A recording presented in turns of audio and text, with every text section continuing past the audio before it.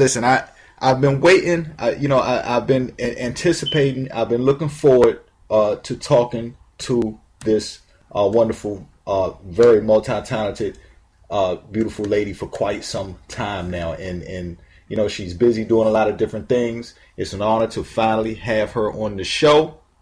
I like to roll out the red carpet. Y'all know how I do. I roll out the red carpet if it's a special event, and today is a very special event. So I like to roll out the red carpet and give a particularly special drum roll for the one and only amazing actress Marilyn Ghigliotti. How you doing, Marilyn? Hi, Keith. Thank you. I'm well. Thank you for that. Hey, no problem, girl. You deserve it. You deserve it. Absolutely. Look, first of all, let me start out, by being considerate and asking you, how has your day been so far? I'm recuperating from a day in Disney yesterday, actually. I walked out. Oh, wow. What you mean, like was it a fun day at Disney, or was it work, or? It was a real fun day. It's like I have some friends visiting from out of town, and so yesterday was my day off from work, and so we did a Disney day, and I limped home. That's what's up. Well, you know what? I guess at least you say you enjoyed yourself. When you can come home feeling a little bit sore, you spent your time well. Yes, absolutely. Right. So yes, a good day so far. That's what's up.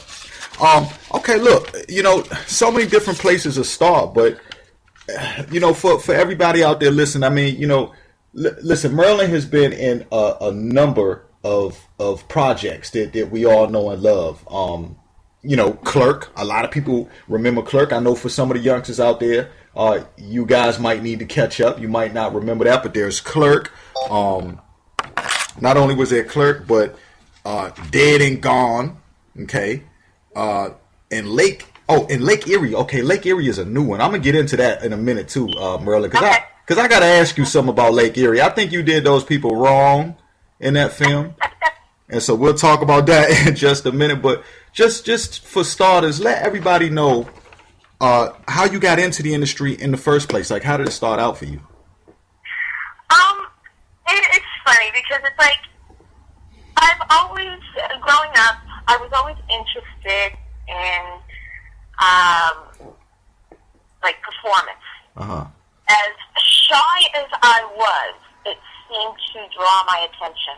I watched all the old musicals on TV. I wanted to take dance lessons and things like that, but it's not something that ever manifested itself in my life. Right. Once I was older and was searching for something in my life after some changes, I kind of fell into it. I fell into a class. Actually, it started more with finding my way into petite modeling, although not much manifested with that either. But eventually, I found myself into an acting class, and after a couple of years of training and making sure that I felt comfortable to start auditioning, I found myself on the stage, and eventually into clubs. It just kind of took off. Yeah, because in your earlier days, like you say, you were doing community theater as well. I believe there was a project you in, Crimes of the Heart. Gosh, there was so much there that I actually did. But Crimes of the Heart, same time next year. Yeah, I think it was Wait Until Dark also. Wait Until Dark, and there were a couple that I had done with Brian as well, who was also in Clerks. Right. And one of them was an autobiographical story written by someone who owned a theater down there, and it had to do with apartheid, which is one of my favorite theater pieces that I've ever done, which is called Sabona. Right. And now, and you coming up, I'm not sure if you were born there, but I believe you was. Correct me if I'm wrong, but you pretty much grew up a diehard New Yorker. I was born in New York. Right. Camden Heights, Queens is my earliest memory, but when I was in about fourth grade. We moved to Long Island, and then at some point, I can't remember what age I was, we moved to New Jersey. And lived there for a bit, moved to Puerto Rico for 2 years, and then back to Jersey. Wow. You know, and where I was going with that is, there's obviously, coming from that area in general, there's a lot of theater, there's a lot of performance, that come, and performers that come from there. Do you think that, kind of being around that and spending time in a place like that really showed you and gave you a hands-on to kind of what you wanted to get into anyway, just being from that area? I don't know that it was really that, because my family wasn't one to go to the theater or anything like that when we were growing up.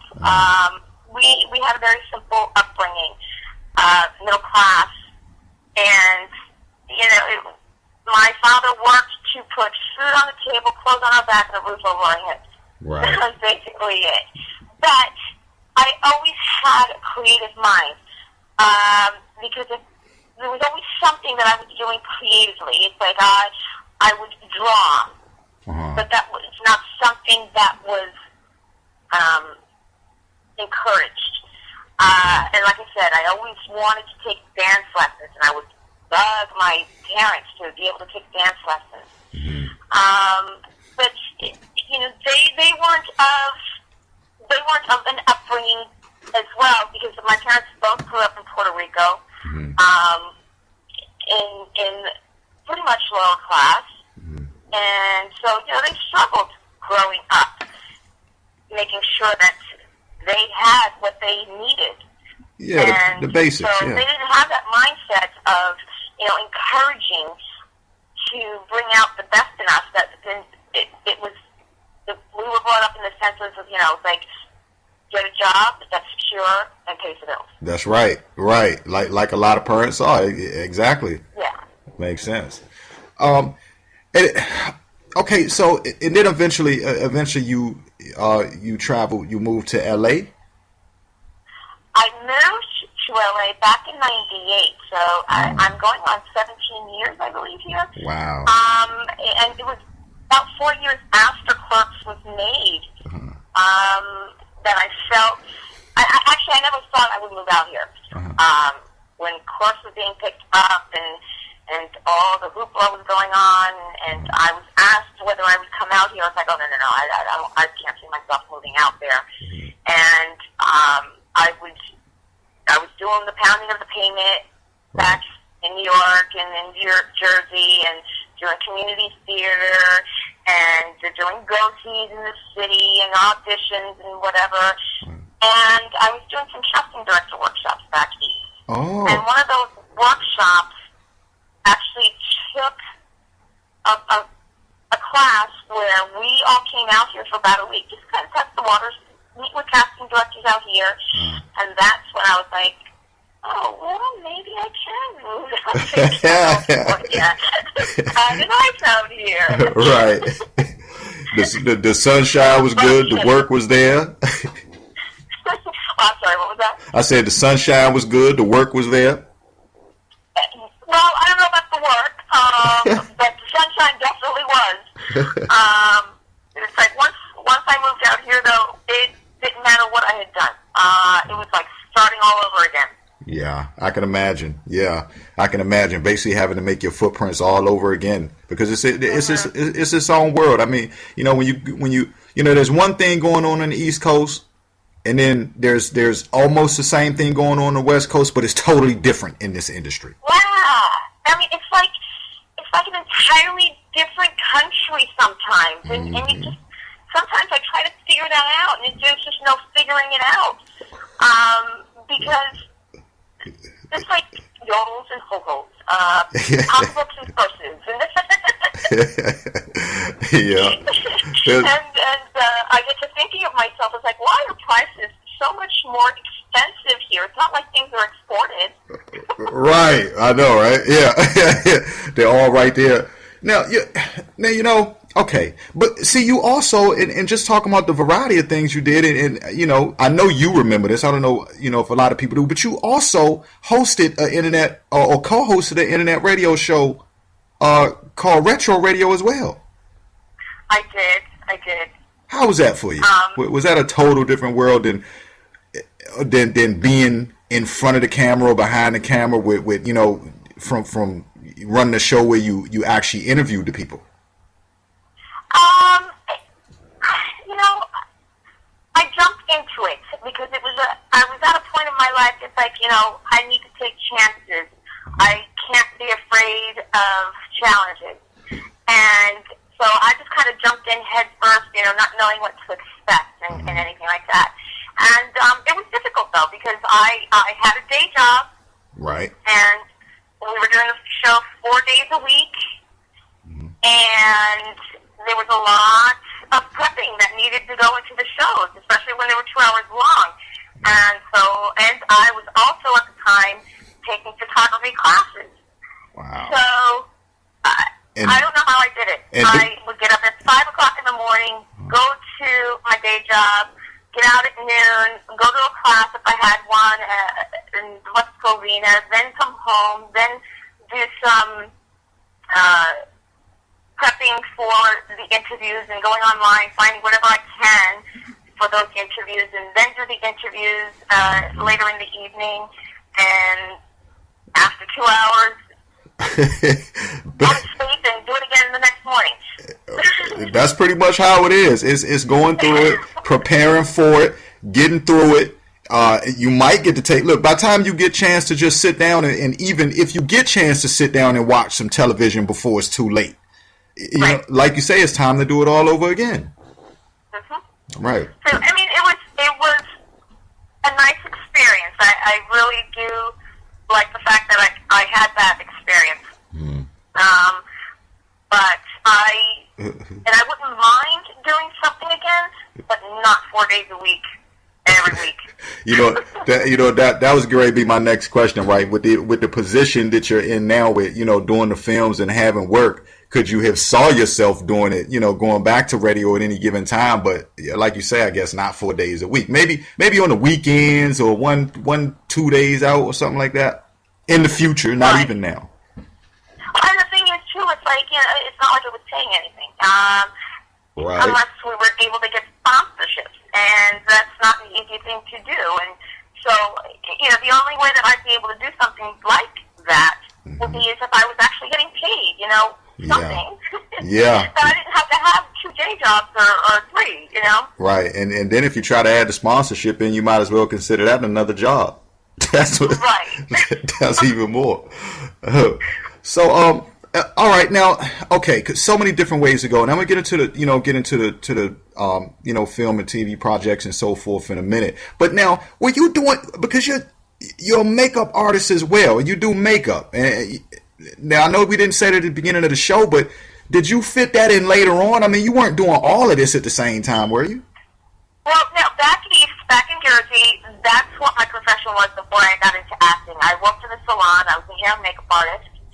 And so once I moved out here to California, I had to basically get a day job. I couldn't immediately get a job in a salon. It became a little bit difficult with licensing and all that kind of stuff. Right. So I was working in a law office, and but in the first year that I was here, first or second year, I came across someone that I had actually worked with back east during murder mystery shows. Right. And she was a makeup artist out here, and so she kind of helped me in transitioning what I did in the salon into the entertainment business, and so I've been able to do that as well. Wow, that was cool. And for all the listeners out there, you know, all the gym class hero fans, and yeah, and I know it's a lot of that. You also was able to help out with doing some hair and makeup for a Gym Class Heroes video too, right, Marilyn? I did. It's like I was actually assisting hair and makeup on that, right. And that was a fun shoot. Took, I think, like 2 days, and that's that. Katy Perry was before Katy Perry.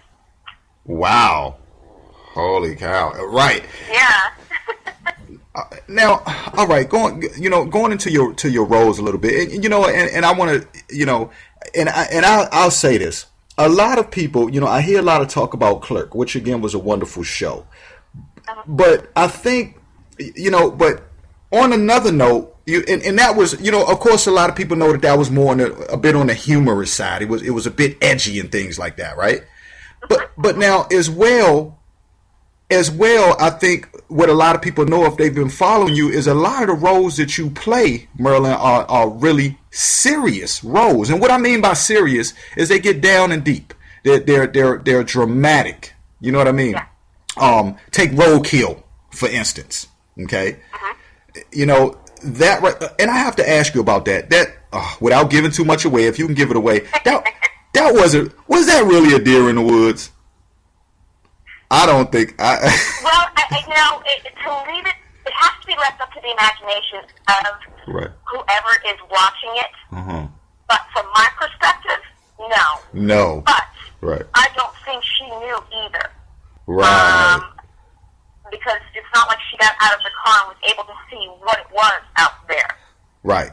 And she was pretty speechless. Alice, I believe.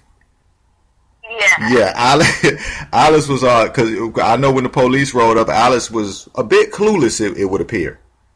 Yes, and she was just kind of shaking at the fact it's like here they've had a long night, they've had a party, and she didn't want her husband driving, but he had to drive anyway. Right. And so I think the whole situation was just having her unnerved, and then now here's a cop, and like. What if her husband comes and she sees, or he sees that the husband was drunk and behind the wheel? Yeah. But it's pretty cool. It was nice shoot. And it just kind of transpired. It kind of went down. I thought, and again, I don't want to say too much, but when the officer turned his back, I thought something different was getting ready to happen. I thought somebody was getting ready to reach for his gun. And well, it was only a short, so she's not what she's gonna be doing in that. But anybody can go to YouTube and look it up. Yeah, definitely. I you know what? And I suggest people do that. Definitely go look up Roadkill, because if you do what I did, you're gonna get comfortable the first couple minutes. You're gonna get comfortable, and then you're gonna look for, okay, what this is about to happen. What might happen? In my opinion, my opinion is kind of useless in this position, but we would have liked to see that carry on a little longer. I think that could have turned out in a few different ways. Yeah. It definitely. I definitely could have seen it as a feature film. Absolutely. Now, that brings me to a question. Could you ever see yourself? And listen, I ask this question because when you perform, you have this look in your eyes. As I said before, a lot of times performers will say it has a lot to do. Not so much as body motions, but a lot of times the expression in your face or the expression in your eyes. And you have a capturing look in your face when you're performing, especially roles where you have a serious face.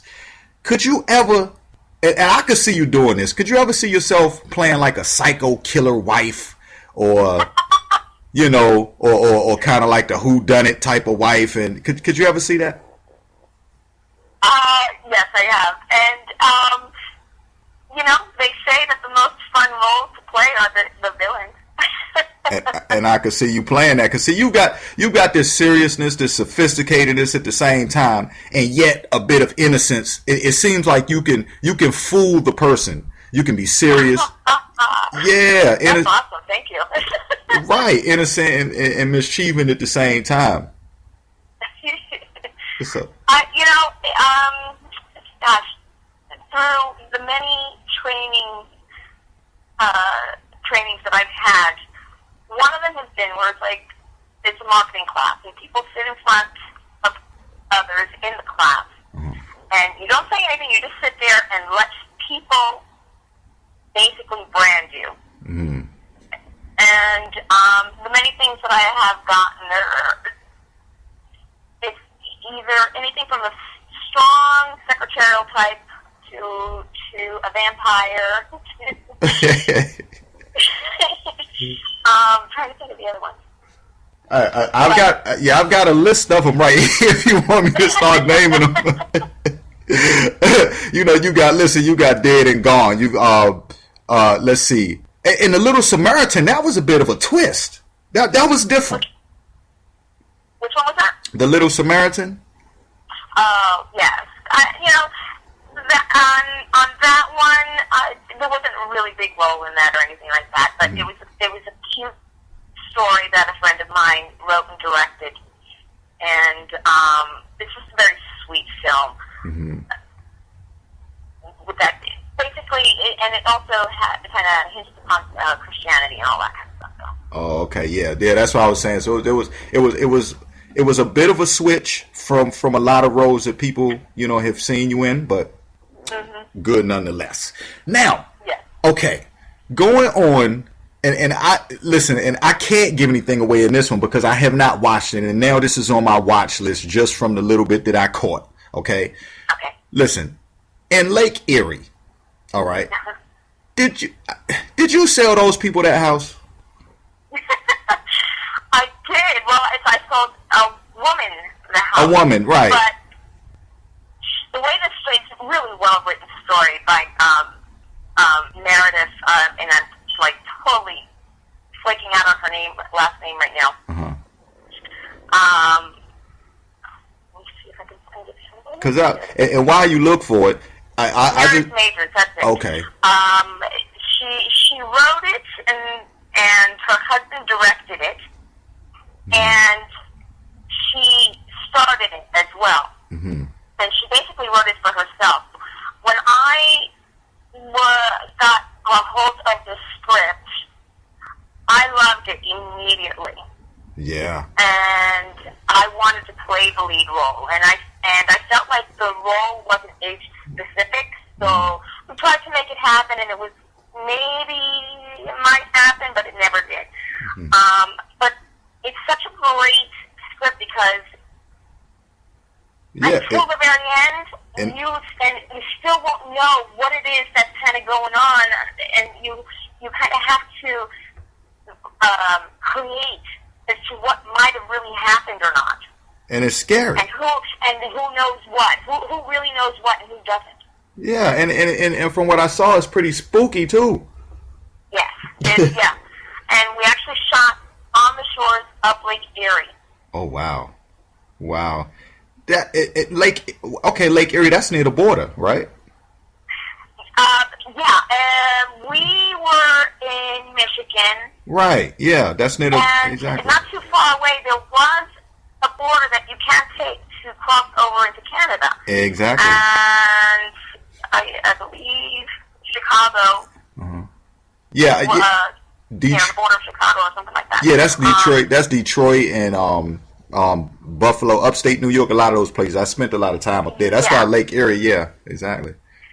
Yeah, and so the house that they shot this in belonged to the director, Chris Majors.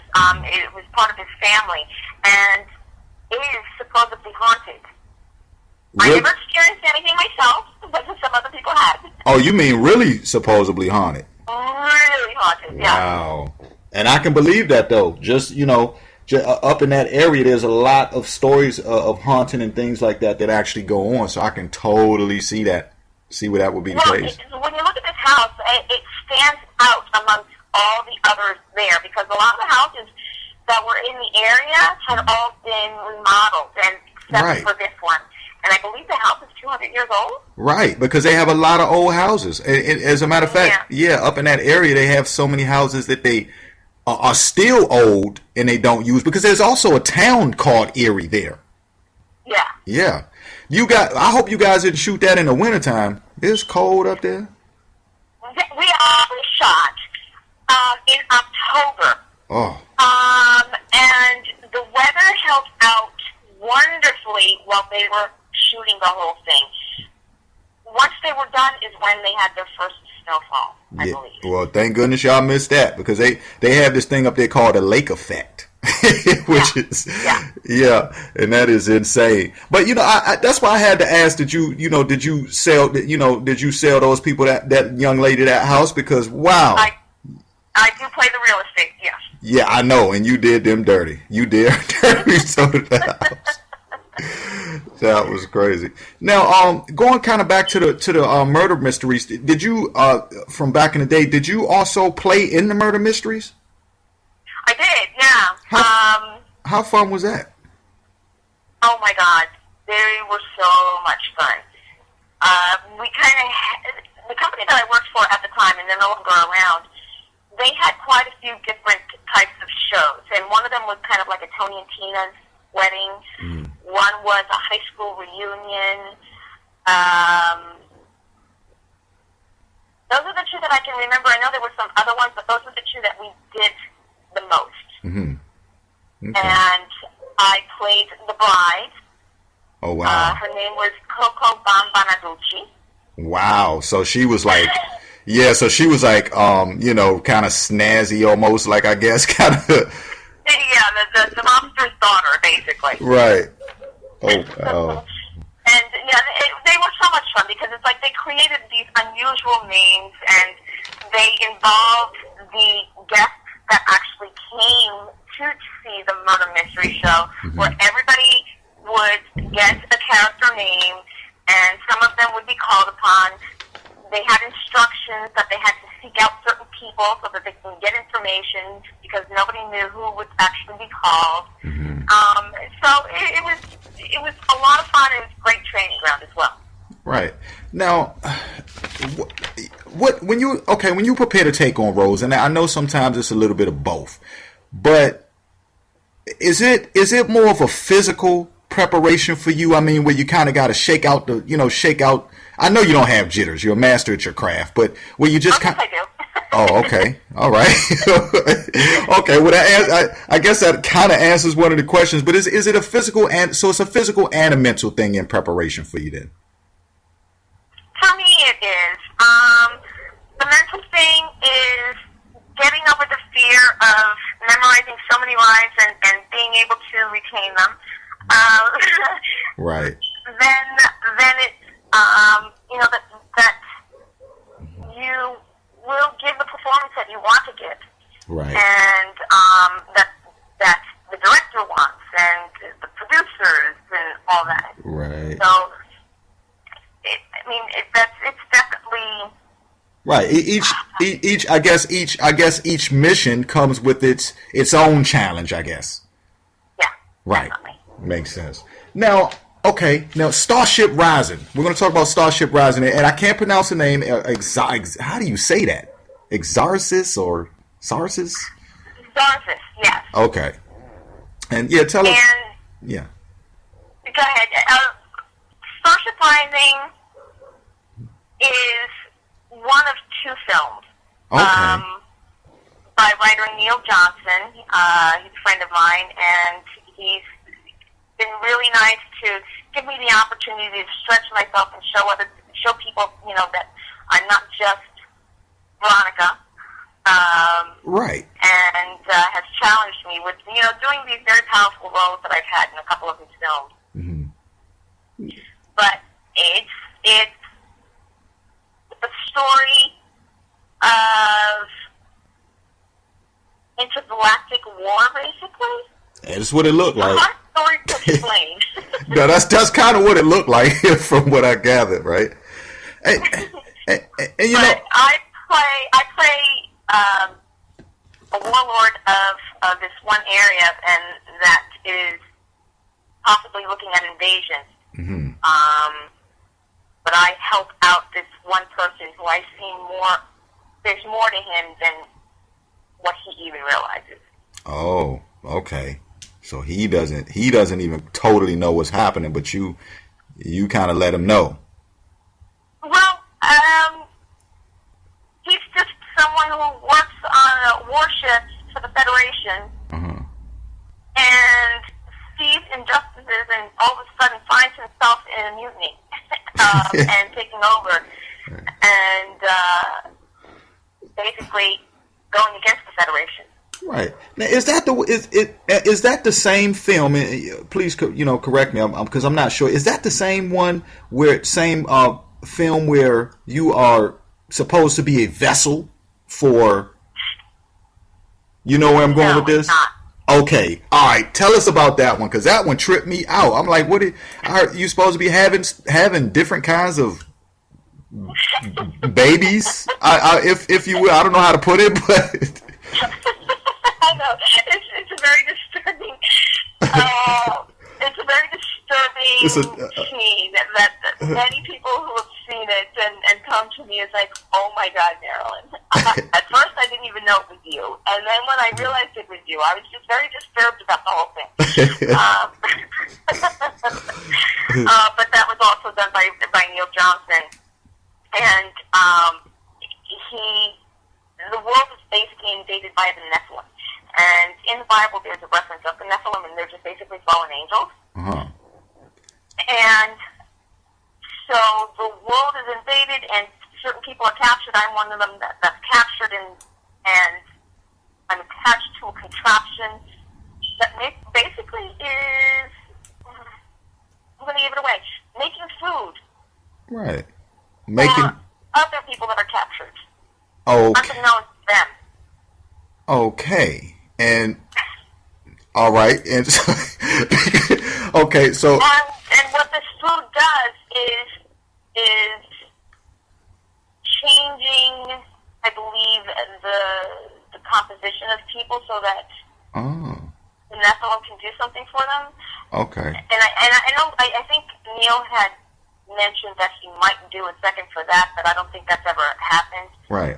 Probably it won't at this point, but I know he kind of toyed with the idea of that. Right. And one thing that I heard you say, and I've had a few times, and this is, for me, just my outlook on it is that, again, like I heard you say with wanting to show people that you can, you're more versatile for other roles other than clerk, which, and when I hear that, or when I heard that a couple of times, it kind of got me, because I couldn't understand why people didn't already see that, Marilyn, if that was the case.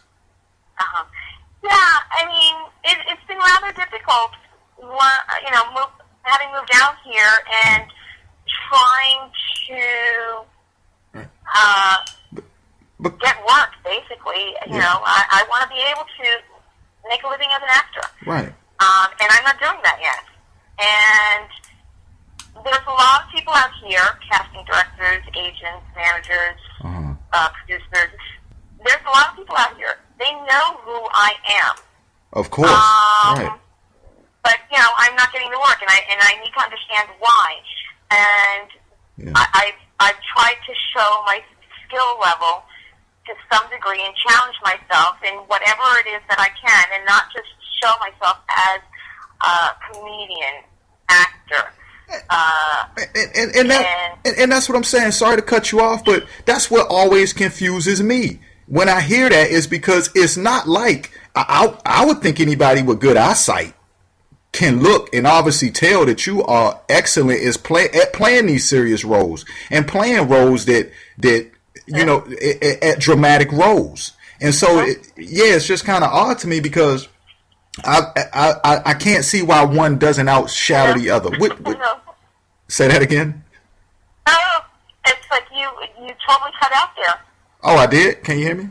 Yeah, I can hear you now. Oh, okay. Sorry. But Okay.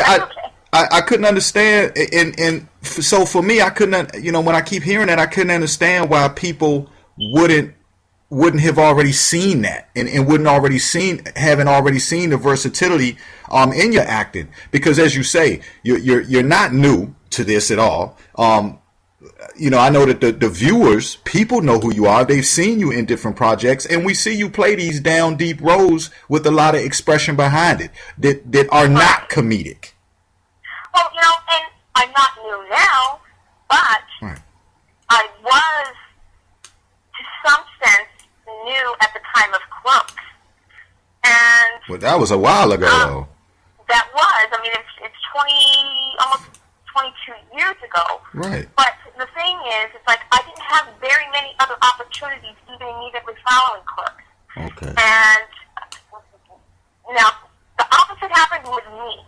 Most people, it's like they do all this background work and then get their chance to do something in a lead role or supporting role. Right. For me,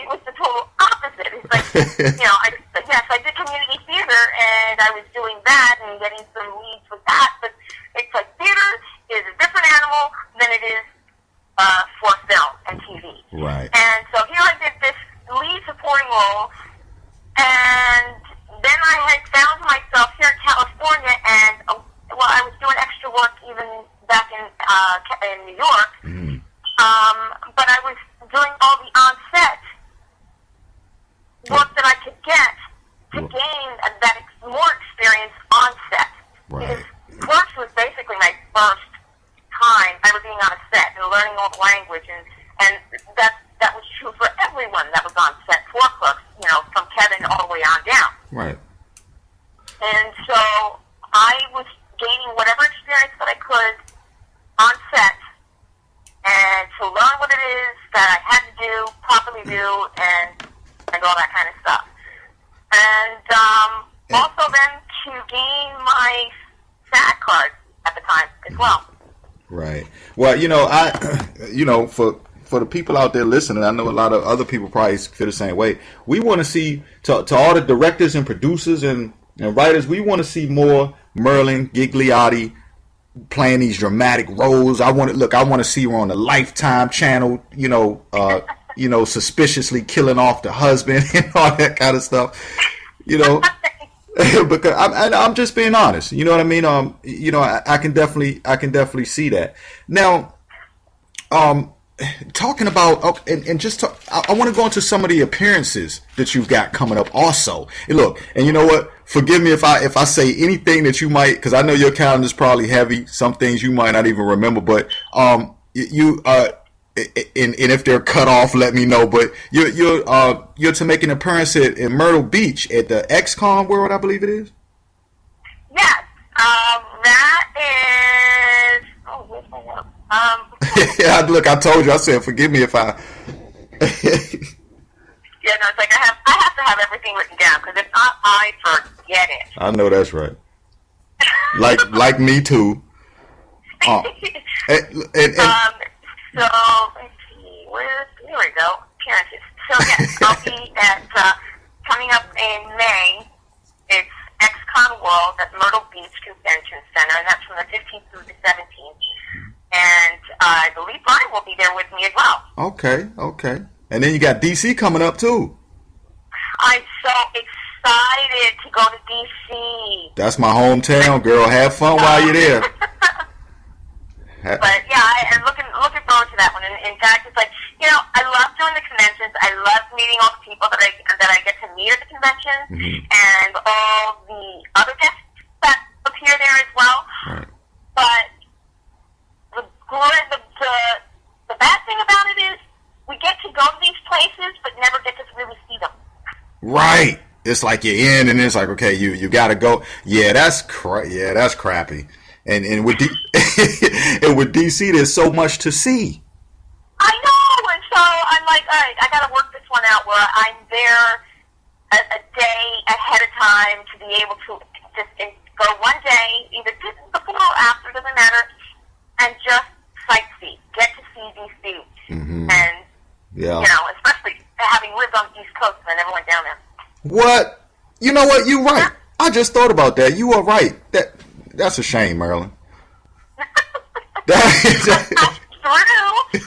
passed through because I'm drifting down to Hilton Head, South Carolina, or to Virginia. Yeah. But I've never actually been to DC. Okay, well, you know what? You have to see that, because I'm going to tell you what, with you living in New York and Jersey and all that, DC is, I mean, they're different, but when it's almost like when you're a citizen of one, it's kind of like you gotta love the other one. So definitely get a chance to look around DC, Yeah, definitely. Well, like, people native to wherever it is that they're living don't usually get to see the surroundings. That's true. The way tourists do. That's true. You are very right, as a matter of fact.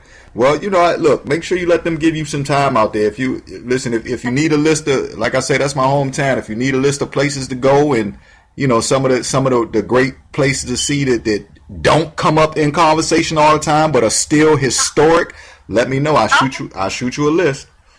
All right. All right, sounds good. Now, what projects can we look forward to that you're able to speak about? Are there any projects coming up in the near future that we should look out for?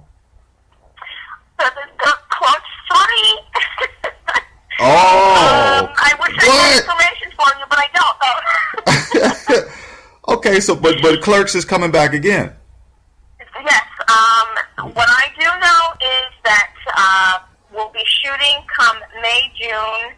I'm not sure if they start pre-production in May and start shooting in June, or if it's kind of both in May, right into June. But I haven't gotten the script yet. I haven't seen anything. I'm just really looking forward to seeing the script and seeing what happens with Veronica as a fan, as well as the actress playing her.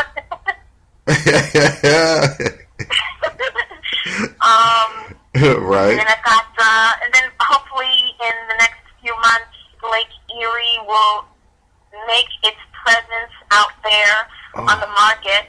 Right now, there's still working on doing things. I'm not quite sure what. Right. But just technicals, red tapes, stuff like that. Yeah, probably, or just a matter of finding the places to be able to screen it. I don't know. Right. Okay. So there's that, and wow. some other projects that I'm not quite sure when they're going to get started. So they're listed on my IMDb and on my website, MarilynGhigliotti.com. But I don't talk about it because nothing's really set in stone yet. Right, and that's how it is. That's how it is. For people like yourself in this industry, normally that's how it is. You just can't really talk about things until, like you said, they're set in stone. And that's what this industry is all about. You guys have the hard work of doing it, and the consumer or the viewers, we sit back and we wait for it to come out once it's a finished project. And I tell you what, you work hard. You work hard, Marilyn. Yeah. But I think that's what the business is. Be it radio or be it film, TV, theater. It's a tough business, and there's a lot that has to be done to just get to a certain level, and it's a constant battle to stay afloat and to even get to the next level. Right. So, you can drop a level at whatever place that you're at, whether you're an A-list actor or not. Yeah, absolutely. It can come and it can go. Well, I tell you what, I want to congratulate you, on my, speaking for myself on behalf of, everybody else out there. I definitely want to congratulate you on your success so far. You're doing a lot, from hosting to makeup. I mean, you're contributing so much to this industry, as well as, just bringing us your amazing acting. And we love it. And we look, I just got the same sentence. We want to see more Marilyn Ghigliotti. Thank you so much, Keith. We want to see more, and we love to see. Look, and of course we're gonna love seeing you in Clerks again. Number one, there's something apparently you're not gonna be able to shake. But you do it well, and so again we congratulate you and we appreciate all that you're doing. And the thing is like, it's not that I want to shake Veronica off, and because I'm proud of what I did with that role. Right. And it's not like It's acting. It's a job. It's a character role. Yeah. It's work. Yeah.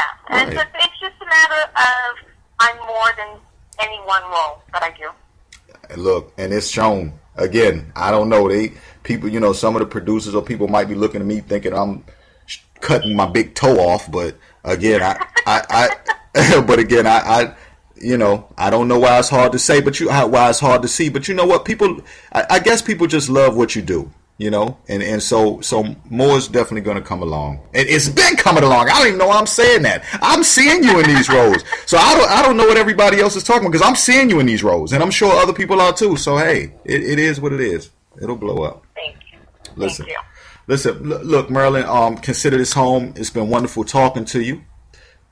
Thank you so much. Absolutely, it's been fun. Look, I love for you to come back on the show. As things progress, and after, there's more projects that you will be allowed to talk about. I know there's a lot in the works for you right now, but I'd love to have you come back on, and we continue this conversation in the near future. Absolutely. Anytime you want me on, I'm there. Absolutely. Oh, one more time, let everybody know where they can check you out on social media, the website, the Facebooks or Twitters or whatever that may be.